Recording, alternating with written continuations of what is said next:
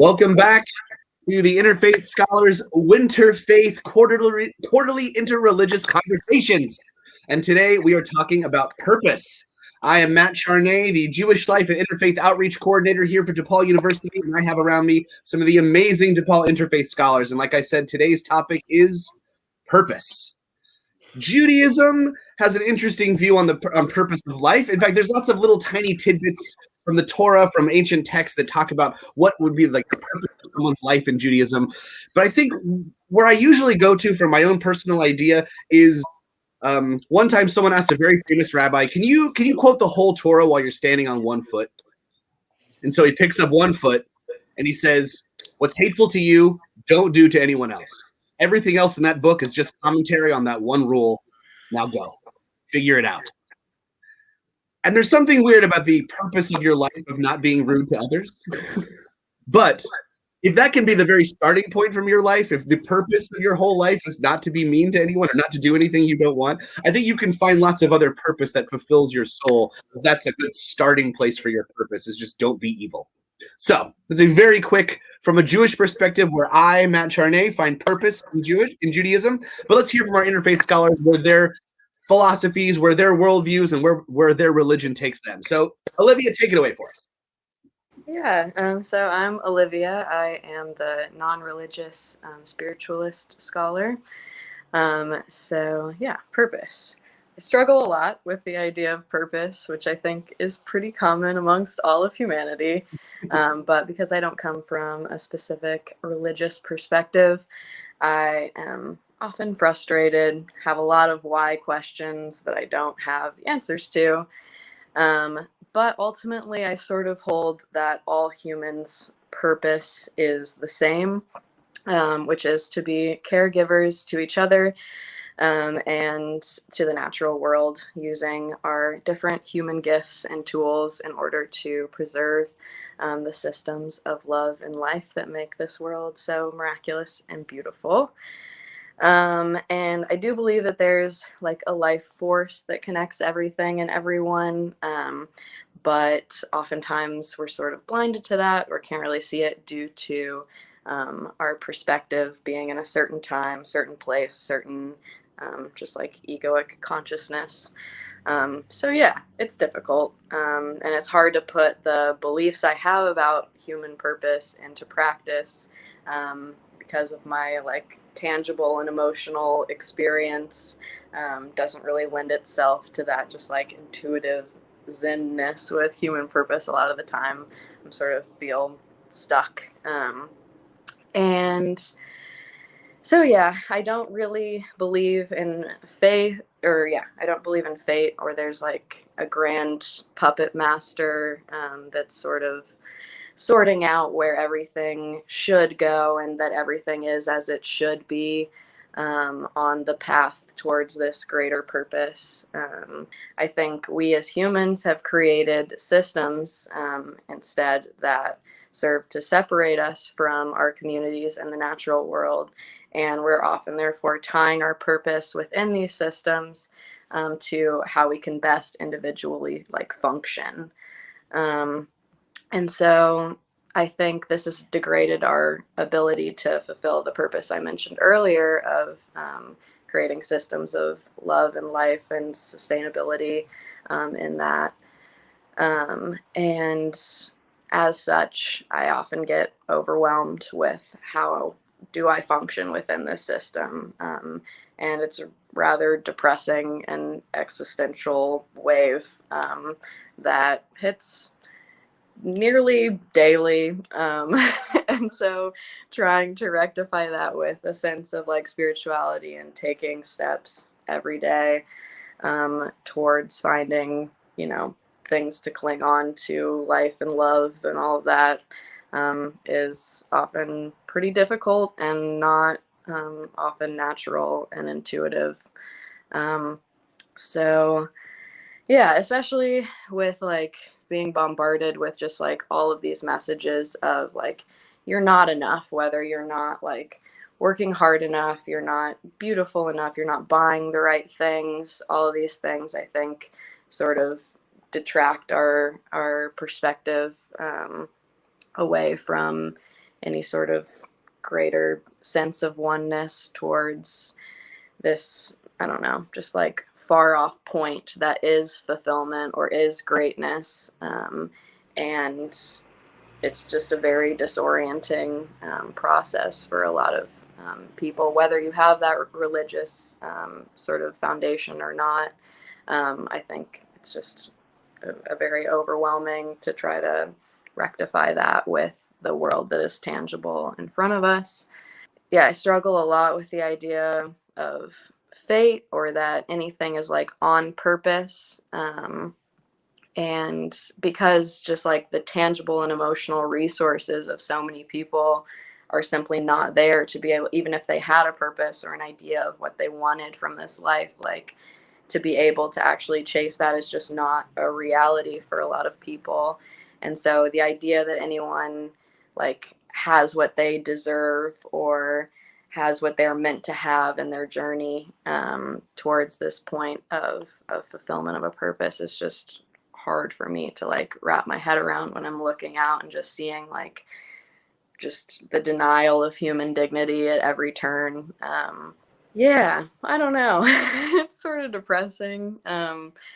But yeah, I try to just find, keep my purpose sort of locked in on daily practices to try to return to like, how can I today live in present gratitude for where I'm at and what I have, and try to enact what I see as, you know, the purpose of caregiving for our fellow humans in this earth, and trying not to cause any pain on the path I have towards any goals that I do set for myself. Because I think it's really easy to, yeah, just exploit the resources and the people around us. And we live in a system that promotes that a lot of times. And so to just try to reel it back in, I think, is my daily purpose. But I don't really have a greater purpose beyond that. Yeah. So in Buddhism, it's much more simpler or much more simple. And we basically believe that suffering is an inherent practice of life. It's just part of life. But the Buddha teaches us that we can't grow attached to unnecessary possessions because that causes us to suffer. And so when we grow attached to these unnecessary things, we're stuck in the endless cycle of suffering. But during our lifetime, we dedicate our lives to trying to find ways of ending the cycle of suffering. And by doing that, we will achieve enlightenment. And enlightenment is the ultimate state of bliss, free from limitations and desires of the world. And the path to enlightenment is through the practice and development of moral conduct, mental discipline, and wisdom. So, similar to Matt's perspective in Judaism, we just focus our lives on a set of principles that dictate all of our actions, and we just go from there. The set of discipline or the set of moral principles that we follow is the Eightfold Path, and basically that guides our actions to make our actions moral. And so we seek wisdom and practice compassion, and that's what we dedicate our lives to. We don't believe in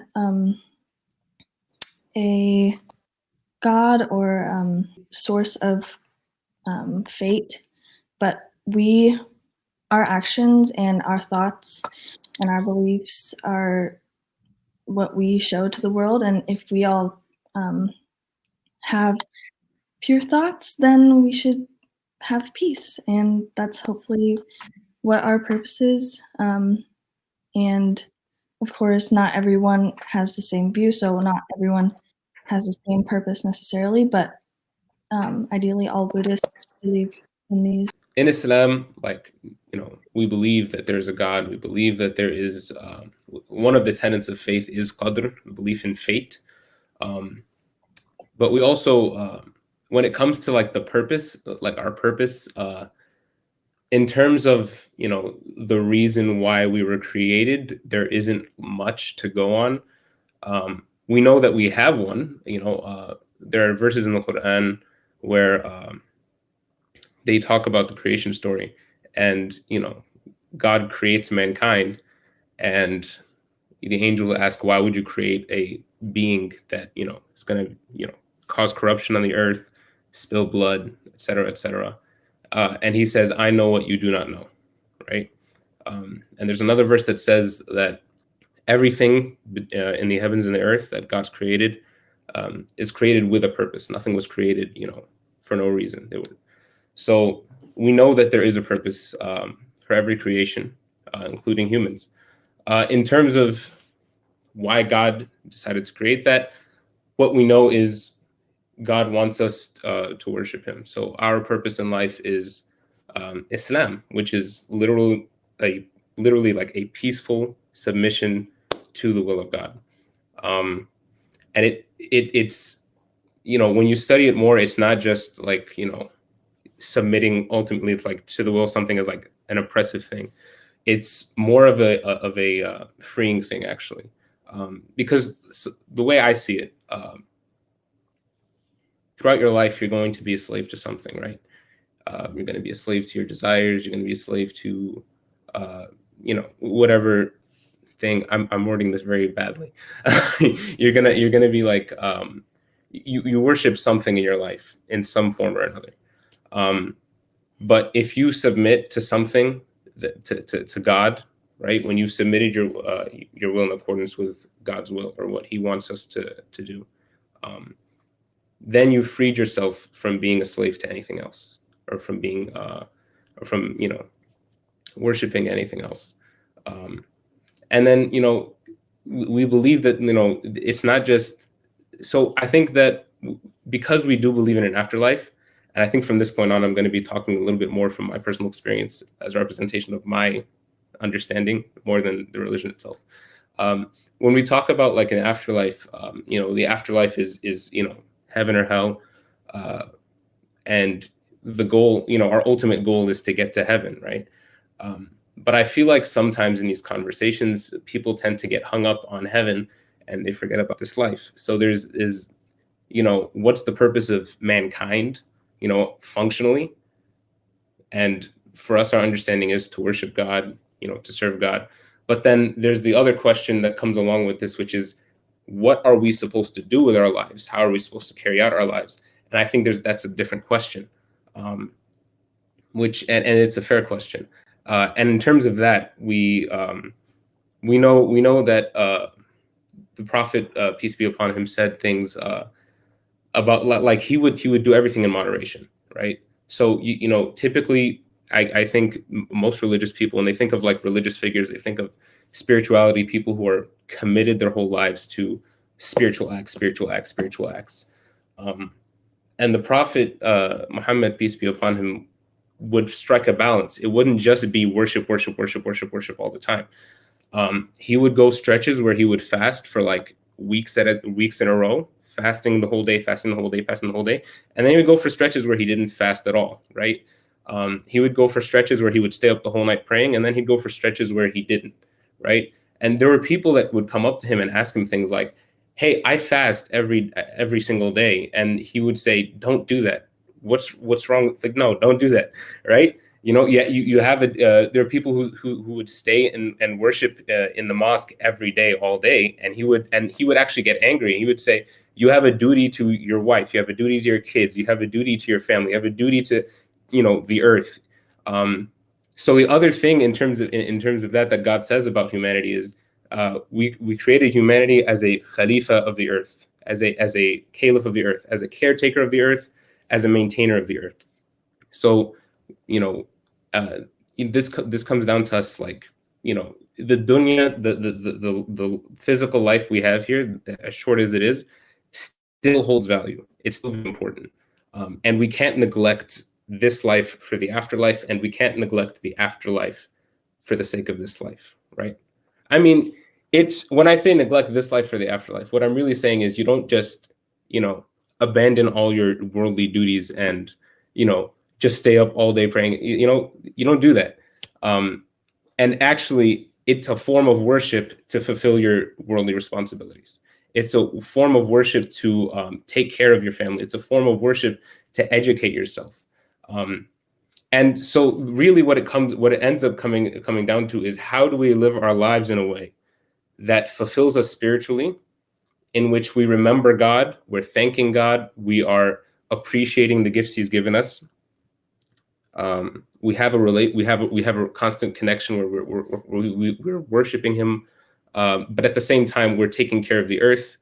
And another theme that comes along with that is knowledge, and knowledge has been kind of thematized throughout the Quran.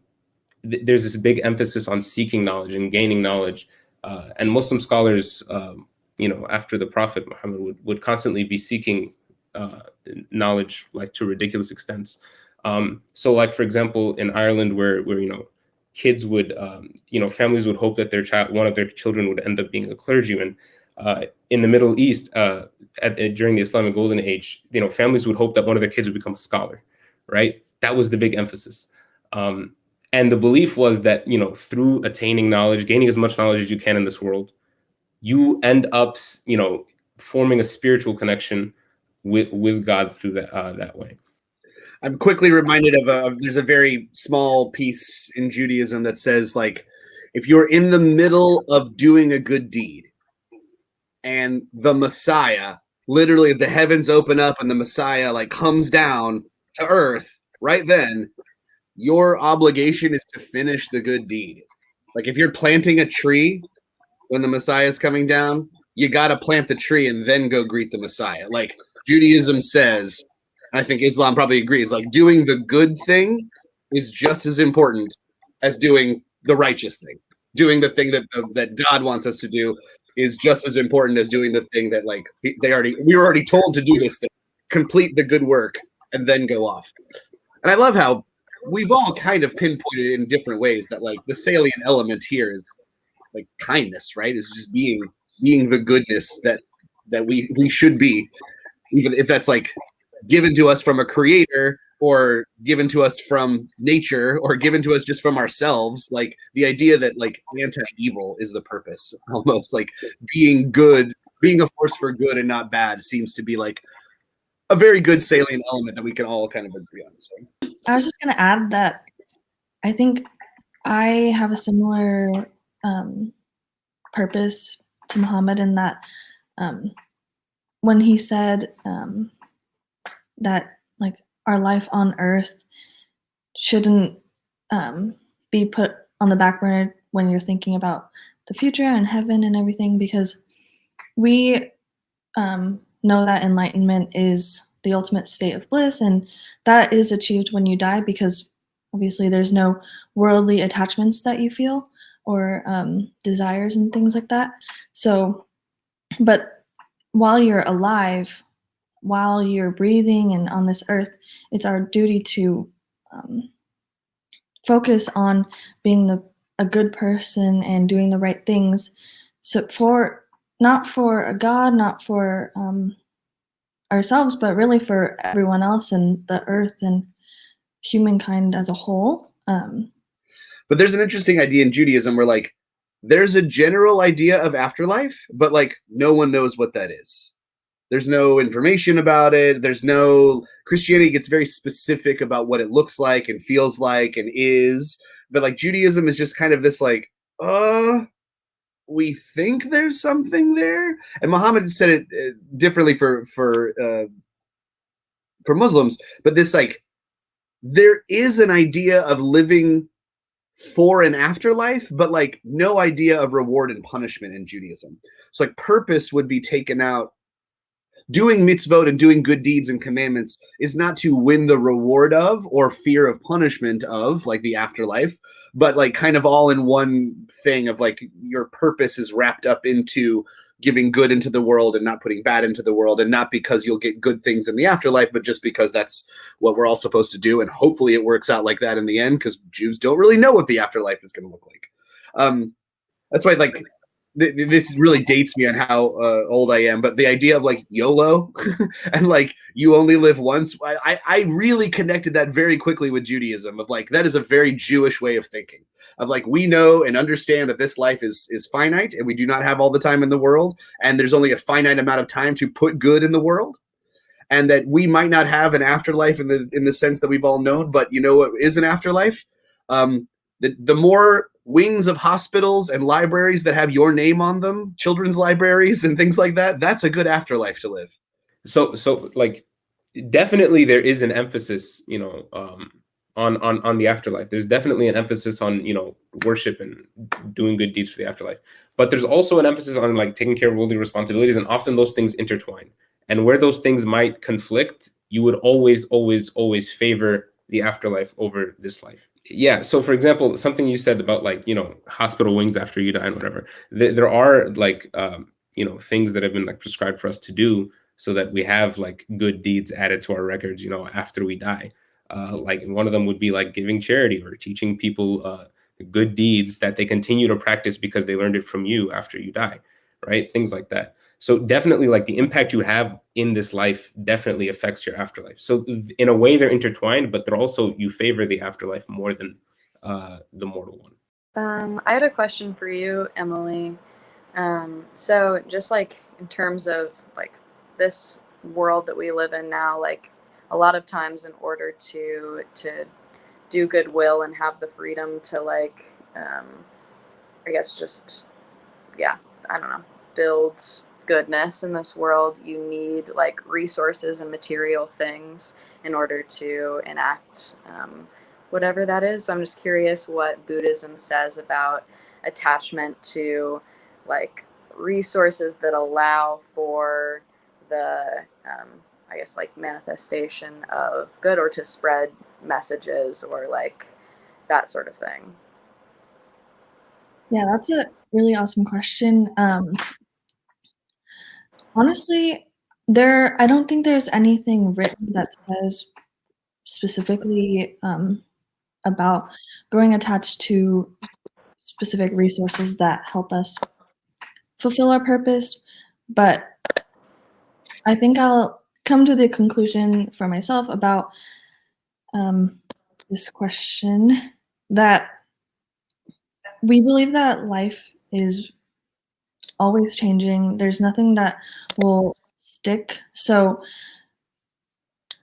just using the resources, absorbing the wisdom from them, and not, I guess the attachments part is we're talking about negative things, like things that will make us greedy or selfish or cause us to want more, or harmful desires. Whereas like resources that should help us fulfill our purpose, I don't believe that those will be considered attachments that will cause negative implications for our life, for our fulfilling our purpose. But I don't think there's no punishment for having attachments, but like there's no God to say you're going to attach to this one thing. It's basically on ourselves to be accountable for our actions and what we strive to do. So if we find ourselves growing too attached to this resource, then fine, we'll get rid of it. But it's mostly in ourselves to say, oh, this is the point where I know that I'm not using it for good anymore. I feel like as long as it is helping us fulfill our purpose, being compassionate, seeking wisdom, then I think it's okay. But I don't think there's we'll know the point where it's not. We'll know the point where we're going to attach to it, where we should just let it go, because at the end of the day, it won't be there forever. It's not the utilization of a thing that's good. It's the like feeling that like I need that thing. Yeah. Well, if that thing goes away, then what am I going to do? Mm-hmm. Right? Like the anxiety and negativity of actual attachment to like what it represents, what it is, what it does for you. Yeah, Interesting. Yeah. I have a question that came up when, well, I thought of it when Olivia was talking, but it's more of an open question, so all three of you can answer. When you think of like the word purpose, are you thinking in terms of, because in my mind I distinguish between like 2 or 3 kinds of purpose. Like there's the function of mankind, and then there's like the job of each individual person, and then there's like, the role that each person needs to find for themselves within the contexts of just their own life. So I know like my faith tradition informs me about this. I'm sure Matt's does, though I don't want to presume anything. So like the reason it came up in terms of like you, Olivia, is because I was wondering like how you go about exploring that. Yeah, it's definitely difficult because I also do make those distinctions, and especially like what's the purpose of this day, and like the tasks that are like therein, and what am I serving in those like how is each individual task that I'm participating in serving these greater like value structures that I have for myself, and how is that wrapped up in an idea of this like future point, where I will have fulfilled these values somehow, or fulfilled my role. So that's, it's a struggle that I have all the time and don't often have the answers for. So it's just in practice and in a lot of like trial and error, because I still feel very much more attached to my like emotional state and those wants and needs and attachments that you were talking about, Emily, than I do to a greater sense of oneness and responsibility in this purpose of humans that I set for humans. How am I in my little one vision of things enacting that and just juggling everything life is throwing at? Like it's very difficult, for sure. And then I was also like thinking about the distinction of like the idea of on purpose, and like what is on purpose, and how does like intent, like whose intentions are running the world around us and our individual world. And I feel like for like what you were speaking on, Muhammad, of like there's very clearly laid out like action and intention under Islam, and you sort of have in your mind like, I'm doing this for the purpose of worship, for the purpose of responsibility, for the purpose of all these things, or for the purpose of afterlife. Like just I think that's really interesting, that there's, I think like religion brings a lot clearer connection between intention, action, purpose than I may have in being more at the will of my emotional state, or wants or needs of a moment. Because while I can like philosophically and sometimes connect myself to this greater purpose, ultimately having the just like depression, anxiety, overwhelming feeling that I do have, not having that to place my foundation on, I think makes that connection more difficult. So I'd be curious for the rest of you how you experience that. I think since we don't have actions because of our a love for a God or anything like that, I think our purpose is mostly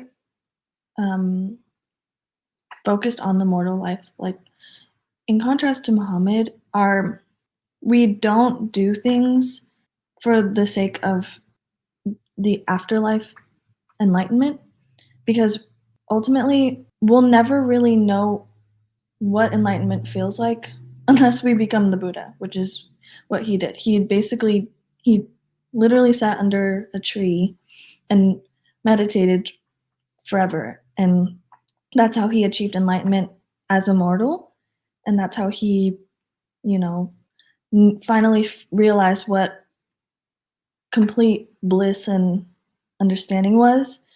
But we're not like that. We're just normal people, and so I don't think I will ever truly understand or experience enlightenment for myself. So basically, we have to just do our best while we're alive to find ways to achieve it, and by doing so, we'll get close. And I think that's the best we can do, and that's our purpose.